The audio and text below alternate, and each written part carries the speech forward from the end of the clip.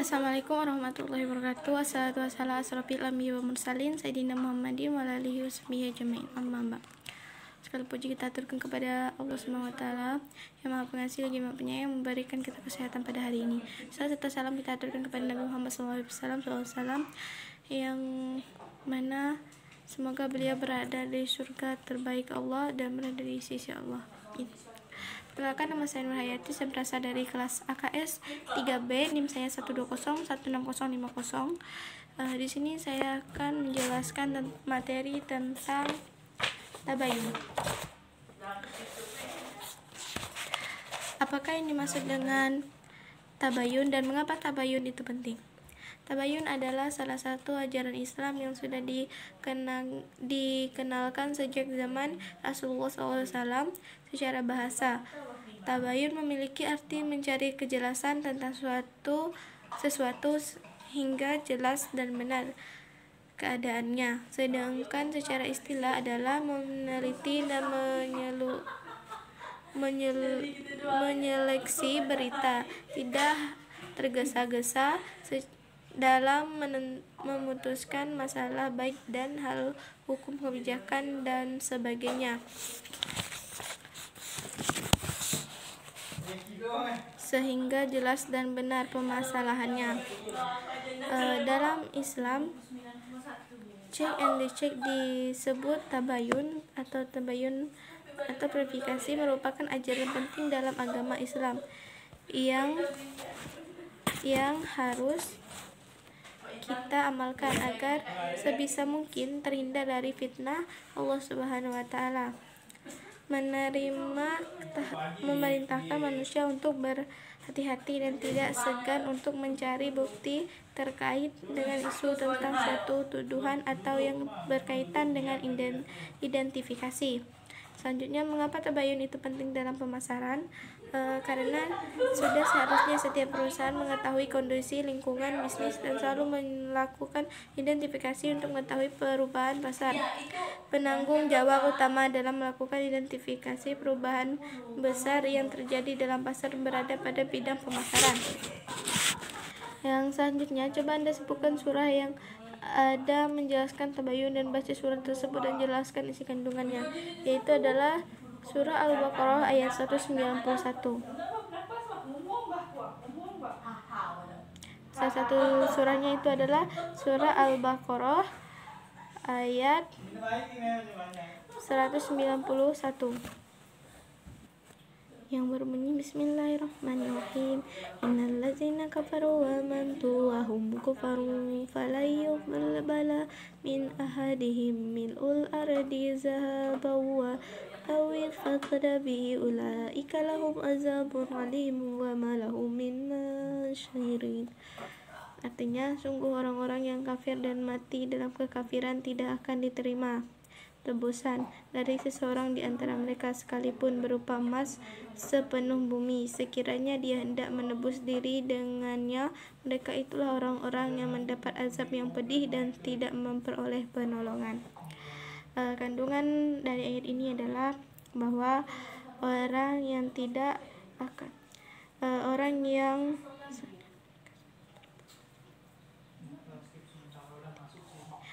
mengatakan bahwa orang yang mati dalam suatu kekafiran, sungguhnya orang itu tidak akan mendapatkan keampunan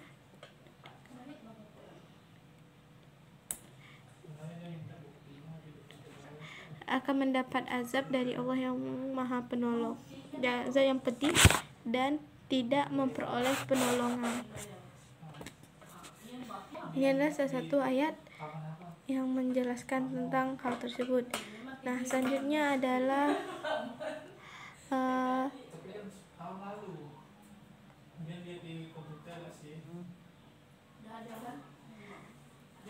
yang keempat, apa yang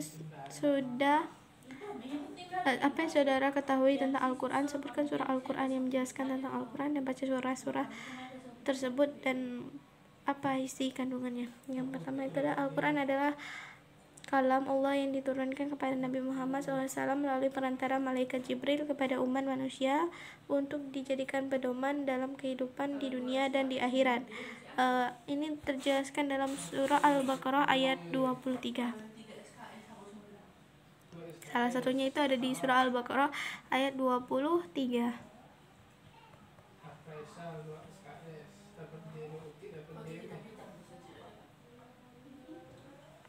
Yang berbunyi Bismillahirrahmanirrahim. Zalika bi'annahum qalu lan tamassana an-naru illa ayyaman ma'dudatin wa qaruhum fi dinihim ma kanu yaftarun. Artinya, hal itu adalah karena mereka berkata, api neraka tidak akan menyentuh kami kecuali beberapa hari saja. Mereka terberdaya dalam agama mereka oleh apa yang mereka adakan.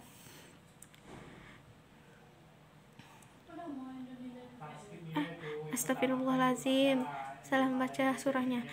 Saya ulangi kembali, itu adalah surah ayat 23. Alam tara illazina kuntu nasiban minal kitabi yudha'una ila kitabillahi liyahkuma bima summa yatawalla fariqum minhu wa hum mu'ridun. Yang artinya, tidak akan engkau memperhatikan orang-orang yang telah diberi bagian kitab atau Taurat. Mereka diajak berpegangan pada kitab Allah untuk memutuskan perkara di antara mereka, kemudian sebagian dari mereka berpaling saja menolak kebenaran. Nah, kandungan ayat ini mengatakan bahwa ada sebagian orang yang memilih berpedoman kepada kitab, contoh seperti kitab Taurat dan juga kitab-kitab yang selain Al-Quran. Nah, di sini aku sudah mengatakan bahwa Al-Quran adalah kitab pedoman yang sudah disempurnakan, namun masih banyak yang berpaling darinya. Selanjutnya adalah apa yang Anda ketahui tentang globalisasi informasi komunikasi. Bagaimana pengaruh globalisasi informasi dan komunikasi terhadap kegiatan pemasaran?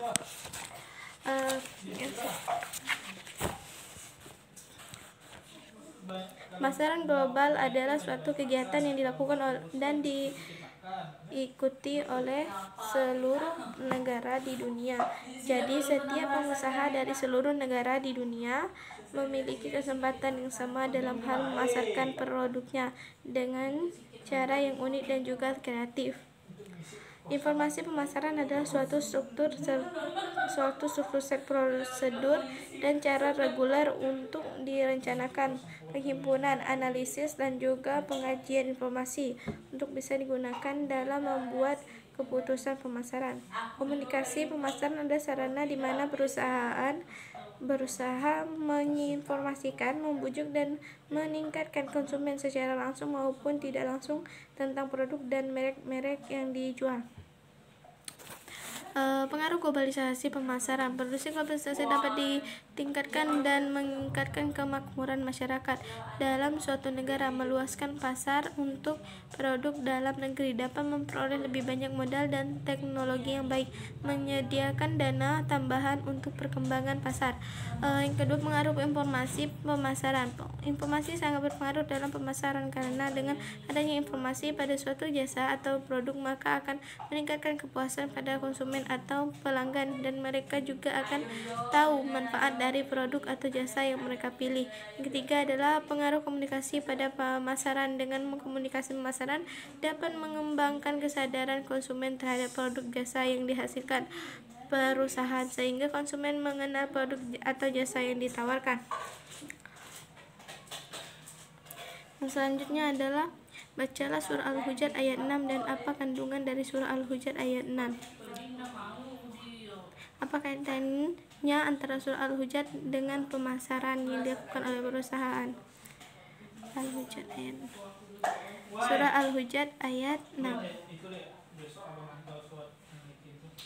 Al-Hujurat, bukan surah Al-Hujurat,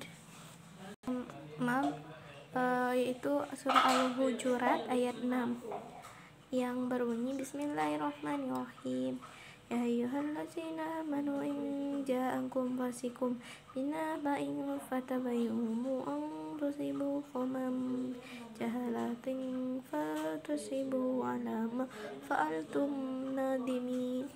Artinya, wahai orang-orang yang beriman, jika seseorang yang fasik datang kepadamu membawa suatu berita, maka telitilah kebenarannya agar kamu bisa mencelakakan suatu kaum, agar kamu tidak bisa mencelakakan suatu kaum karena kebodohan atau kecerobohan yang akhirnya kamu menyesali perbuatan itu.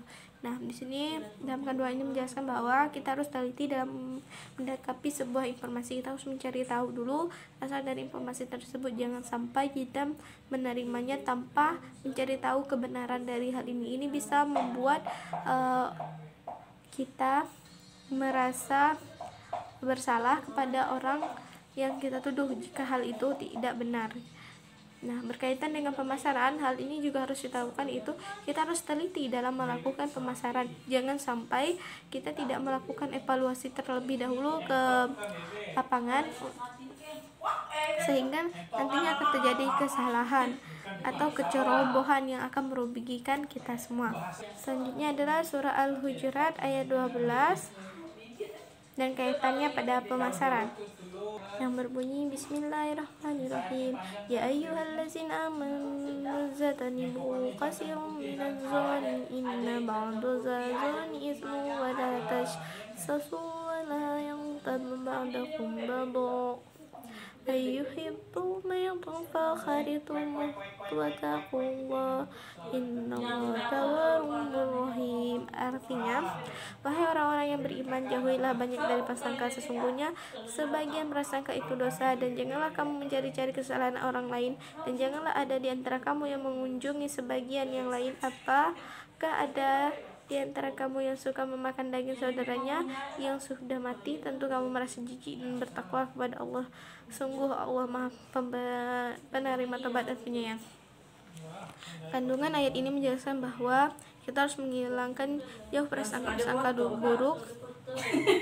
Jangan sampai prasangka itu menyebabkan kita terjumus ke suatu dosa yang sangat-sangat besar, sehingga kita akan terjumus ke masalah yang besar. Kaitannya dengan pemasaran, kita harus menjauhi prasangka-prasangka yang buruk atau negatif. Jangan sampai kita membuat kesalahan dalam melakukan pemasaran kita atau berpikir negatif terlebih dahulu. Nah, selanjutnya adalah surah Isra surah ke-8 dan surah 8 ayat 9 dan kaitannya dengan pemasaran. Maksudnya surah Al-Isra ayat 89, artinya Bismillahirrahmanirrahim, ya bunyi walaqad sarafna ila nasi fi hadzal qur'ani min kulli masalin fa aba aktsarun nasi illa kufura. Dan sungguh kami telah menjelaskan berulang-ulang kepada manusia dan Al-Quran ini dengan bermacam-macam perumpamaan, tetapi kebanyakan manusia tidak menyukai, bahkan mengingkarinya. Dan juga ada dalam surah Isra ayat 9,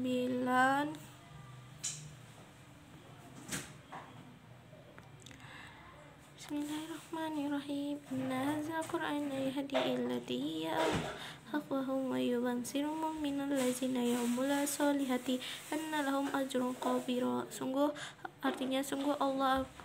Al-Quran ini memberi petunjuk ke jalan yang paling lurus dan memberi kabar gembira kepada orang yang mukmin dan mengajarkan kebajikan bahwa mereka akan mendapatkan pahala yang besar. Nah, di sini kandungan ayat 9 ini menjelaskan bahwa Al-Quran adalah suatu yang sangat mulia, yang dimana ini dijadikan sebagai pedoman bagi orang-orang mukmin, dan jika orang mengamalkan ini akan mendapatkan pahala yang besar. Sedangkan kandungan dari surah Al-Isra ayat ke-82 yaitu adalah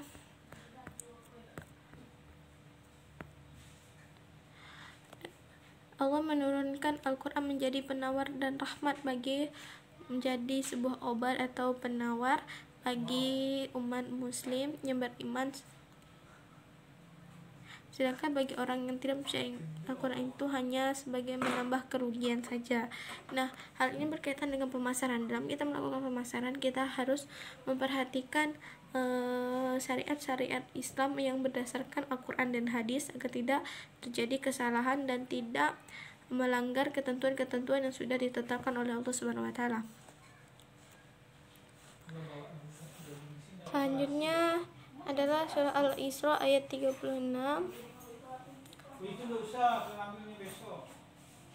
yang berbunyi Bismillahirrahmanirrahim. Wala taqfu man laysa laka bihi ilm inna sama'a wal basara wal fu'ada kullu ulaika kana anhu mas'ula. Artinya, dan janganlah kamu mengikuti sesuatu yang tidak kamu ketahui, karena pendengaran, penglihatan, dan hati nurani semua itu akan diminta pertanggungjawabannya. Jadi kandungan ini mengatakan bahwa jangan melakukan sesuatu yang tidak kamu ketahui, apalagi kamu tidak mendengar atau melihatnya secara langsung. Jangan sampai kamu melakukan hal-hal yang bodoh tanpa tahu yang sebenarnya terjadi. Kandungan dari pemasaran adalah jangan sampai kita melakukan pemasaran yang belum tentu kita ketahui cara pemasarannya benar, atau yang kita lakukan atau kerjasama dengan yang kita lakukan dengan orang lain itu benar. Dan sampai kita hanya mendengar orang bilang dari ini loh, jika kita kerja perusahaan ini tuh bisa menghasilkan keuntungan ini besar, tapi jangan sampai kita mana percaya terlebih dahulu. Kita harus melihat kebenarannya. Selanjutnya dalam Quran surah Ali Imran ayat ke 144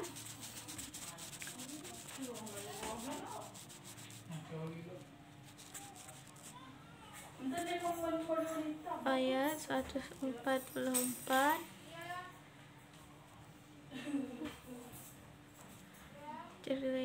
Ali Imran ayat 144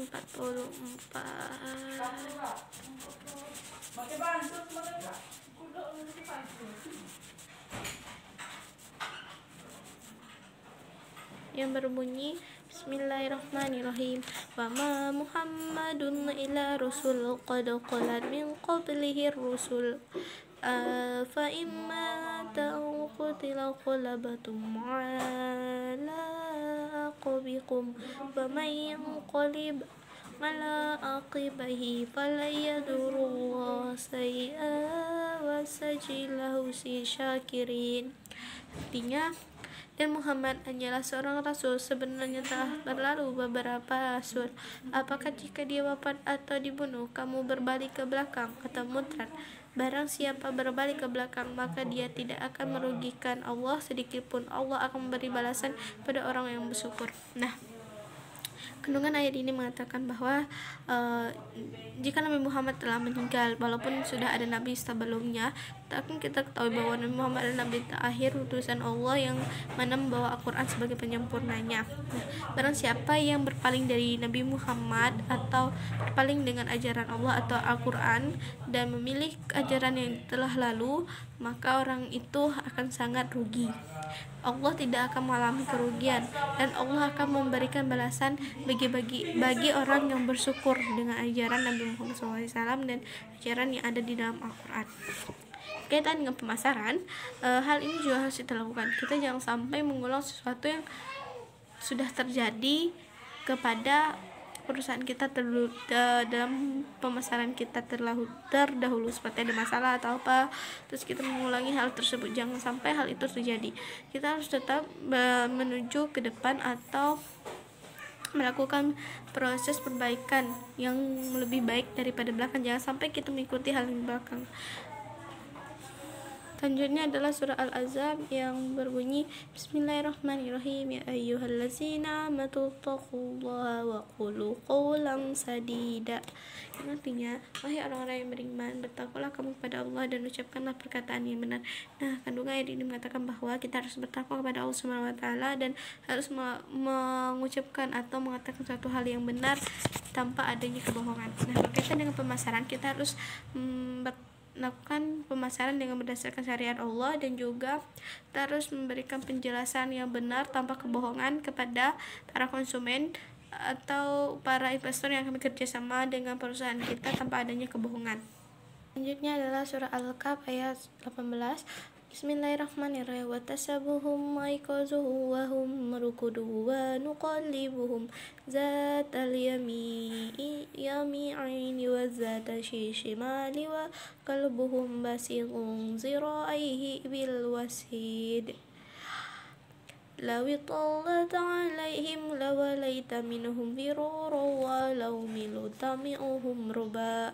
Artinya, dan engkau mengira mereka itu tidak tidur, padahal mereka tidur, dan kami bolak-balikan mereka ke kanan dan ke kiri, sedang anjing mereka membentengkan kedua lengannya di depan pintu gua. Dan jika kamu menyaksikan mereka, tentu kamu akan berpaling melarikan diri dari mereka, dan pasti kamu akan dipenuhi rasa takut terhadap mereka.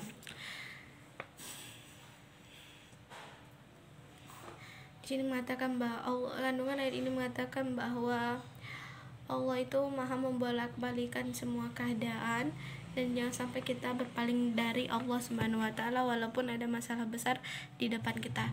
Jangan sampai rasa takut itu mengalahkan iman kita kepada Allah Subhanahu wa taala. Dan berkaitan dengan pemasaran, hal ini berkaitan dengan pemasaran, itu kita juga jika menghadapi masalah yang besar dalam pemasaran, kita harus bertakwa atau tetap berpegang teguh kepada tujuan kita dan berusahalah dengan sebaik mungkin. Jangan sampai kita menghalalkan segala cara sehingga melakukan hal-hal yang dilarang oleh Allah Subhanahu wa taala.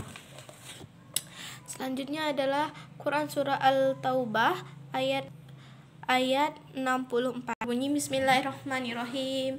Ya zarul munafiquna an tunazzala alaihim suratun tunabi'uhum bima fi qulubihim qul istazi'u innallaha mukhrijum ma tazrun. Artinya, orang-orang munafik itu takut jika diturunkan suatu surah yang menerangkan apa yang tersembunyi di dalam hati mereka. Katakanlah kepada mereka, teruskanlah berolok-olok terhadap Allah dan Rasulnya, sesungguhnya Allah akan mengungkapkan apa yang kamu takuti itu. Nah, kandungan dari ayat ini mengatakan bahwa orang-orang yang munafik atau orang yang suka berbohong itu sangat takut terhadap sesuatu yang bisa membuka apa yang mereka sembunyikan selama ini, dan mereka sungguh akan takut. Namun Allah akan membuka hal tersebut pada waktunya. Nah, berkaitan dengan pemasaran, jika kita melakukan kebohongan dan pemasaran, pastinya kita akan merasakan ketakutan jika hal itu akan terbuka atau orang lain akan tahu. Tapi Allah pasti akan membuka hal tersebut pada waktu yang tepat dan saat yang tepat. Selanjutnya adalah Quran surah An-Nur ayat 15 yang berbunyi iz talqanahu bi alsinatikum wa taquluna bi afwahikum ma laysa lakum bihi ilmu wa tasabunahu hayna wa huwa indallali azim. Artinya, ingatlah ketika kamu menerima berita bohong itu dari mulut ke mulut, dan kamu katakan dengan mulutmu apa yang tidak kamu ketahui sedikit pun, dan kamu menganggapnya remeh, padahal dalam pandangan Allah itu soal besar. Sadaqallahul-azim. Nah, di sini kandungan ini mengatakan bahwa ketika kita menerima suatu informasi atau suatu masalah yang diberikan orang atau yang disampaikan orang melewati mulut ke mulut tanpa kita ketahui kebenarannya, jangan sampai kita menerima hal tersebut, jangan kita percayai hal tersebut. Jika kita mempercayai hal tersebut, maka kita akan berbuat dosa yang sangat besar. Dan juga jika kita merangkak remeh suatu masalah yang dijelaskan orang, maka hal itu akan berbahaya bagi kita. Dan juga Allah sangat jika kita menjelaskan informasi tersebut kepada salah seorang, sedangkan informasi tersebut belum benar, yang kita anggap informasi tersebut atau masalah tersebut itu sepele, tapi di hadapan Allah itu sangat besar. Nah, berkaitan dengan pemasaran ini sangat berkaitan, yaitu ketika kita mendapatkan informasi dari salah satu atau seseorang tentang suatu informasi atau masalah, di suatu pihak atau saingan kita gitu. Jangan sampai kita percaya hal tersebut, jangan juga kita menganggap hal tersebut hal yang kecil, karena Allah itu menganggap hal tersebut itu bisa saja suatu saat masalah itu pulang kembali kepada kita atau terjadi kepada kita gitu. Jadi jangan sampai kita mengabaikan hal tersebut, jadikanlah hal itu sebagai pelajaran, cukup kita yang mengetahui, jangan sampai kita membantu orang lain, dan cari tahu dulu informasi yang penting. Dalam bagaimana perbedaan penafsiran Aidil Al-Karin dan Muqori Shihab tentang ayat-ayat Tabayun? Menurut Aidil Al-Karin adalah teliti dalam menerima informasi, jangan tergesa-gesa dalam mengambil keputusan atau menuduh orang lain yang tidak bersalah, jangan mempercayai sebelum mengetahui secara pasti kebenaran berita itu, karena akan membuat kamu menyesal telah menyakiti orang tidak bersalah. Menurut Muhammad Quraisy Shihab adalah teliti dalam menerima berita atau informasi, apalagi dari orang fasik. Berita itu harus diteliti secara cermat, seperti siapakah orang yang menyampaikan berita itu, apakah dia jujur atau suka berdusta. Orang itu dapat dipercaya atau tidak, belum tentu yang disampaikannya benar karena berasal dari orang lain yang tidak mengetahui persoalan secara pasti. Dia tidak mengetahui asal muasal berita, maka berita itu harus diteliti secara cermat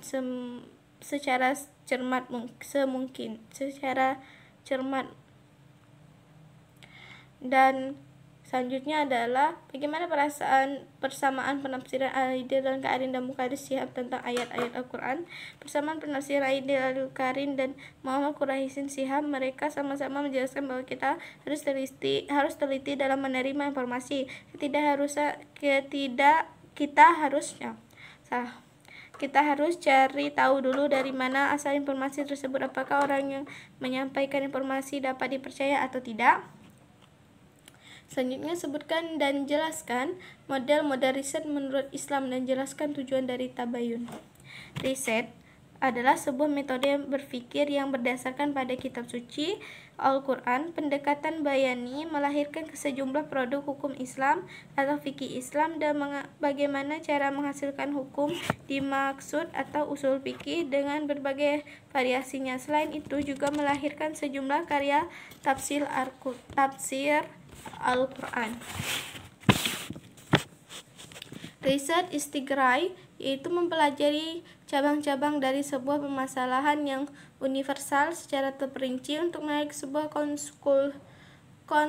konklusi hukum yang juga universal, lalu berubah hukum tersebut ditransformasikan atau disesuaikan dengan objek yang dipermasalahkan. Riset jadali yaitu riset yang dimaksud untuk mencari hakikat atau kebenaran yang didasarkan oleh cara berpikir rasional atau rational experience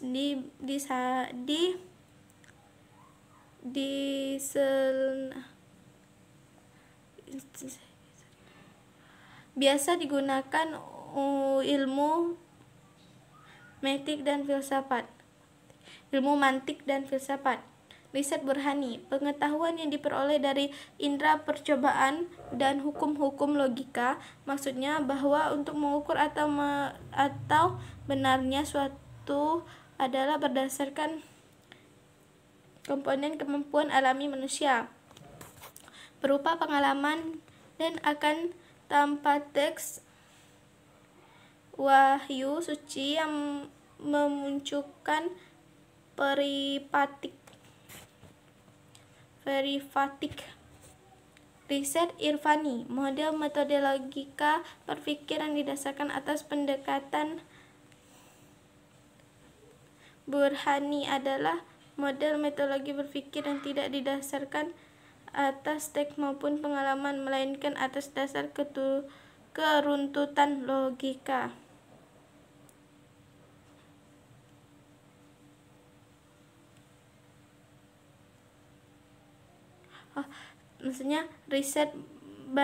Riset irfani adalah model metodologi berpikir yang tidak didasarkan atas teks maupun pengalaman, melainkan atas dasar ketuntutan logika. Yang selanjutnya adalah Tujuan tabayun merupakan salah satu tradisi umat Islam yang dapat dijadikan solusi untuk memecahkan masalah. Tradisi ini digunakan terutama untuk menyelesaikan masalah dalam masyarakat. Metode tabayun digunakan untuk mengklarifikasi serta menganalisis masalah yang terjadi. Dan selanjutnya adalah jelaskan urgensi tabayun dan kualitas informasi dalam membangun komunikasi. Urgensi tabayun dalam kualitas informasi. Pada masa turunnya ayat tabayun, penyampaian berita masih memakan waktu lama karena belum ada teknologi komunikasi sehingga informasi bisa simpang siur. Pesan yang disampaikan hanya terekam di dalam memori manusia, dan ketika diteruskan kepada orang berikutnya sangat mungkin terjadi pengurangan, penambahan, dan bahkan distoris. Masalah ini bisa diatasi setelah munculnya budaya tulis di masyarakat. Tulisan menyimpan informasi dengan lebih baik dibandingkan dengan ingatan di kepala manusia, serta bertahan lebih lama. Selanjutnya adalah coba penjelasan lingkungan bisnis dalam perspektif Islam. Perspektif Islam atas fenomena lingkungan bisnis di zaman sekarang ini memandang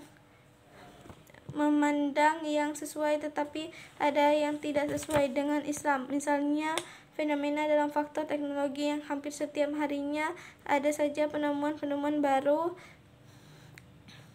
dan dalam hal ini Islam tidak pernah melarang adanya penemuan-penemuan baru dalam hal teknologi. Yang 19 yaitu sebutkan dan jelaskan variabel-variabel lingkungan bisnis, yaitu variabel yang pertama itu variabel sosial, faktor demokrasi seperti jumlah penduduk, komposisi, keadaan wilayah, dan pertumbuhan penduduk sesuai wilayah atau era. Faktor gaya hidup, selera masyarakat, tren yang sedang digandungi, dan lain sebagainya. Faktor nilai sosial, ada adat istiadat, nilai dan norma yang berlaku, kebiasaan, dan lain-lain. Variabel ekonomi berkaitan dengan indikator ekonomi yang bersifat umum, mengukur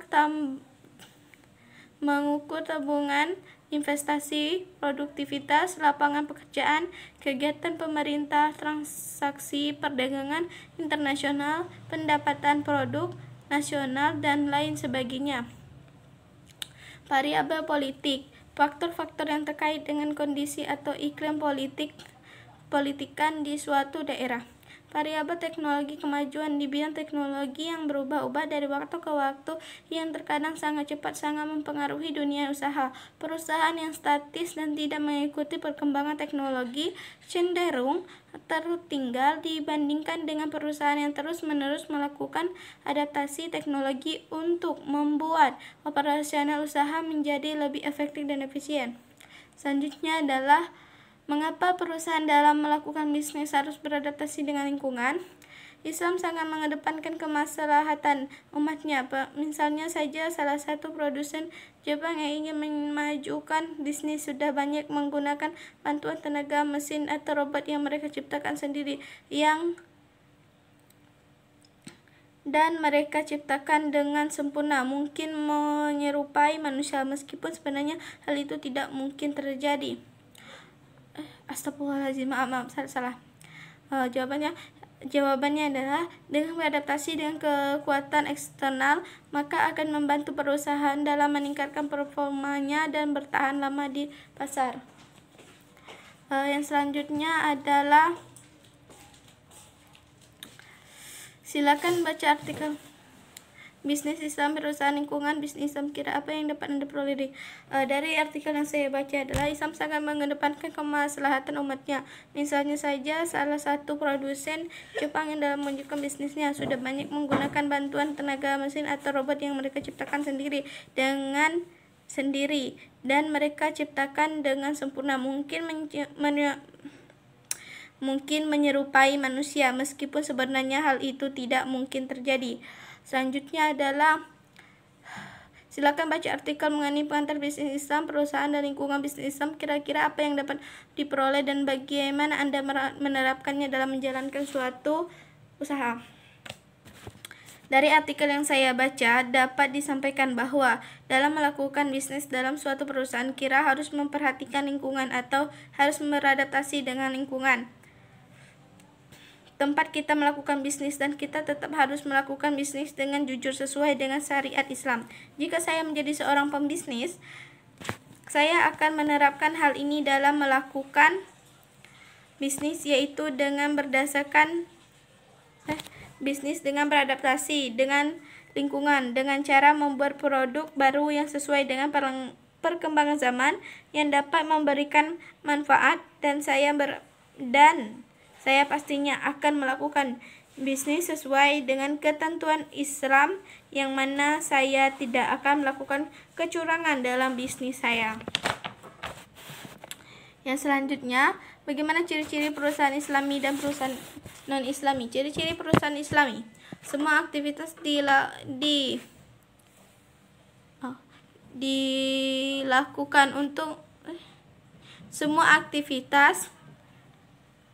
dilakukan untuk menggapai ridhonya Allah SWT. Yang kedua, setiap permulaan bisnis diawali dengan mengingat dan menyebut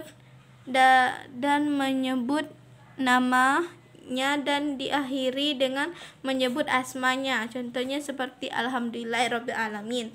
Yang ketiga, dalam menjalankan pekerjaan atau bisnis dilakukan dengan ikhlas lagi senang hati. Maupun apa ceritaku. Yang keempat itu menghindari perbuatan-perbuatan yang dapat merusak kesucian niat. Yang kelima, sesibuk apapun tidak pernah meninggalkan kewajiban. Yang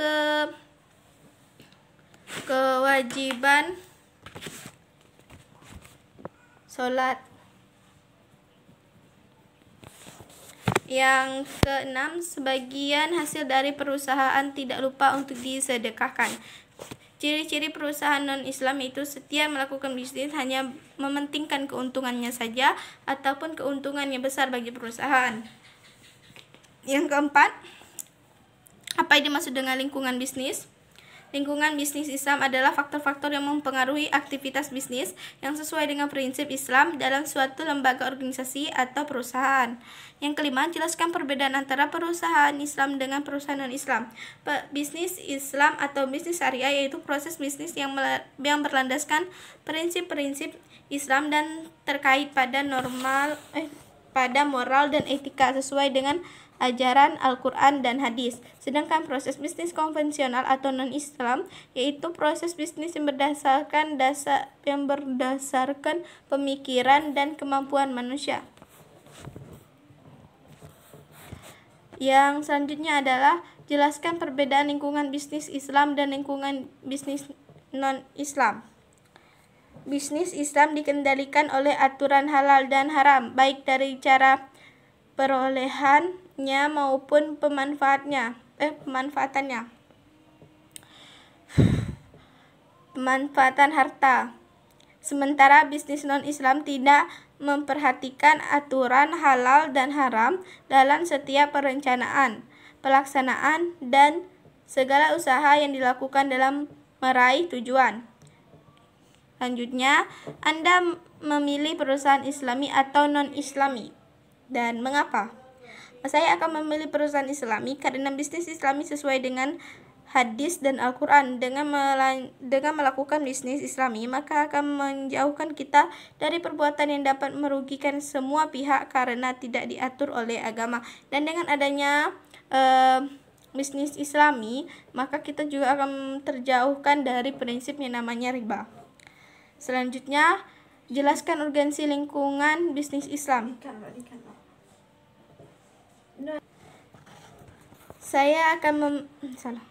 Yang selanjutnya itu adalah nilai keseluruhan dari individu, institusi, maupun kekuatan lain yang berasal dari luar kontrol perusahaan, tapi perusahaan masih bisa bergantung pada mereka karena mereka sudah mampu mempengaruhi performa perusahaan dan keberlanjutan perusahaan.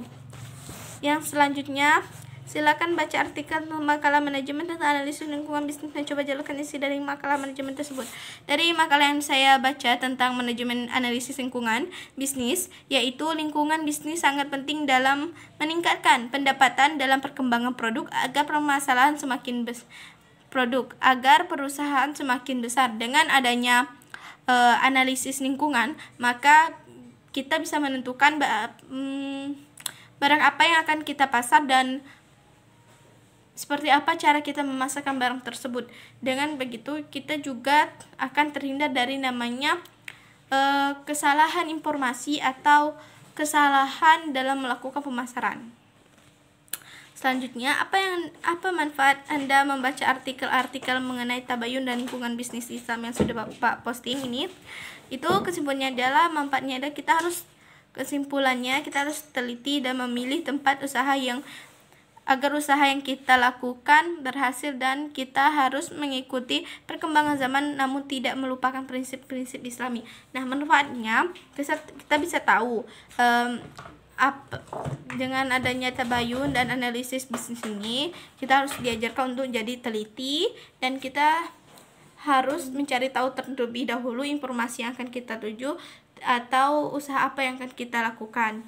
Nah, inilah manfaat-manfaat yang terutama yang paling melekat di dalam diri saya. Baik, mungkin hanya ini yang dapat saya sampaikan. Kurang dan lebihnya saya mohon maaf. Wabillahi taufiq wal hidayah. Wassalamualaikum warahmatullahi wabarakatuh.